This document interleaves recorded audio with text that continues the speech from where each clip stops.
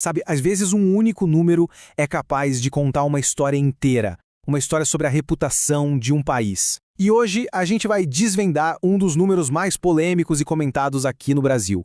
Bom, vamos lá, direto ao ponto. O número é este aqui, 35, de um total de 100. Essa é a nota do Brasil no mais recente Índice de Percepção da Corrupção. E para a gente ter um contexto, a escala é bem simples, tá? 0 é o pior cenário, alta corrupção, e 100 seria o ideal, um país considerado muito íntegro.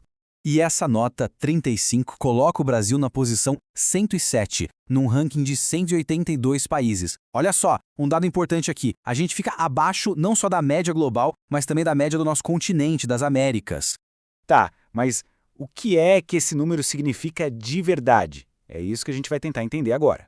Então vamos começar pelo básico. O que exatamente esse índice mede? Porque, olha, a resposta talvez não seja o que a maioria das pessoas pensa. A palavra mais importante aqui, a palavra-chave mesmo é percepção. O tal do IPC, o Índice de Percepção da Corrupção, mede os níveis percebidos de corrupção no setor público. E quem dá essa percepção? Quem responde a essa pesquisa? Basicamente, especialistas e gente do mundo dos negócios. E aqui está o pulo do gato. O índice não conta o número de operações da polícia, ou quantos casos de corrupção foram julgados. Não é isso. É muito mais como um termômetro de confiança nas instituições do país. Ele mede, na verdade, a sensação de risco para quem quer investir, a previsibilidade das regras do jogo. Ok, e como é que se chega nesse número final? Bom, o processo é bem rigoroso, bem estruturado. Primeiro, eles juntam várias fontes de dados, no mínimo 3 para cada país. Depois, padronizam tudo naquela escala de 0 a 100 que a gente já viu. Aí calculam a média e, por último, ainda medem o grau de incerteza, para mostrar se as fontes concordam muito ou pouco entre si. E é claro que um número como esse vira munição. Munição para todos os lados no debate político. Vamos ver como uma única nota consegue alimentar duas narrativas completamente diferentes. E aqui a gente vê o retrato perfeito dessa briga. De um lado tem o argumento que diz, olha aí, essa nota baixa prova que o país piorou, que as instituições estão fracas, que a credibilidade caiu. Mas do outro lado vem a resposta. Calma lá, isso é só percepção. Não é uma medida real dos casos de corrupção. E o mais interessante é que os dois lados estão usando o mesmíssimo número para defender seus pontos. E tem um detalhe aqui que é técnico, mas é super importante. A nota do Brasil mudou só um pontinho em relação ao ano passado. E essa mudança é tão pequena, mas tão pequena, que estatisticamente ela não significa nada. A própria organização que faz o índice, a Transparência Internacional, diz que isso é estagnação. Ou seja, não dá para dizer que melhorou nem que piorou de fato. Certo.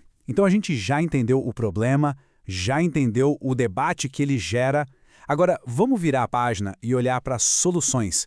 O que fazer para sair disso? Como transformar essa percepção em uma realidade melhor? E só para a gente ter uma ideia do tamanho do caminho a percorrer, olha essa comparação. O Brasil com seus 35 pontos e lá no topo, em primeiro lugar, a Dinamarca com 89. A grande diferença não é que na Dinamarca não exista corrupção, mas sim que as instituições de lá são vistas como muito estáveis, previsíveis e com um nível de integridade altíssimo. Então, o que os especialistas e as organizações internacionais recomendam? Bom, a primeira grande recomendação é fortalecer o sistema de justiça. Isso passa por 3 pontos cruciais. Primeiro, garantir que ele seja independente de verdade, sem interferência política na hora de nomear juízes e procuradores.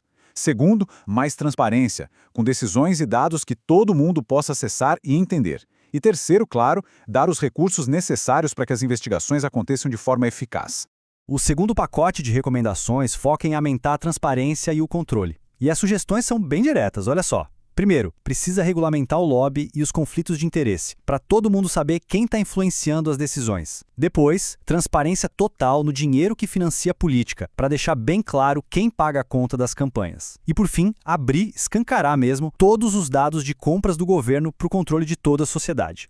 E para fechar, o terceiro pilar, que é fundamental: proteger e dar poder aos cidadãos. O que isso quer dizer na prática? Quer dizer criar uma proteção de verdade para quem tem a coragem de denunciar irregularidades, garantir total liberdade para a imprensa e para a sociedade civil investigarem e cobrarem. E, por fim, garantir que as vítimas da corrupção encontrem na justiça um caminho real para serem reparadas. Mas, olha, todas essas soluções, por mais importantes que sejam, dependem de uma coisa mais profunda. Então, para a gente fechar, vamos sair um pouco dos números e das leis. Vamos falar sobre o que talvez seja a verdadeira luta por trás de tudo isso. Uma questão de caráter. Essa frase aqui, ela praticamente redefine o que é integridade. Coragem é perder uma vantagem e ainda assim jogar limpo. Pense um pouco sobre isso. Não é sobre não ter a chance de fazer algo errado.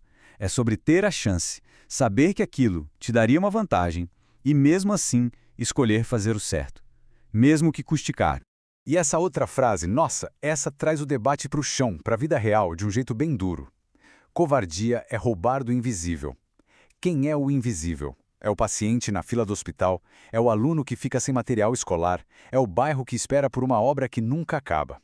De repente, a corrupção deixa de ser só um número num índice e passa a ter rosto, nome e sofrimento. E isso nos leva a um ponto final, que é a responsabilidade. É muito fácil falar, a culpa é do sistema. Mas o que é o sistema? Ele não é uma coisa abstrata sem rosto. O sistema tem uma assinatura, e por trás de toda assinatura, de toda canetada, existe uma pessoa, existe uma responsabilidade. E a gente termina com essa reflexão que talvez seja o resumo de tudo isso. Uma frase forte: poder sem caráter é covardia com crachá. No fim das contas, a luta contra a corrupção não é só sobre mudar leis ou melhorar índices.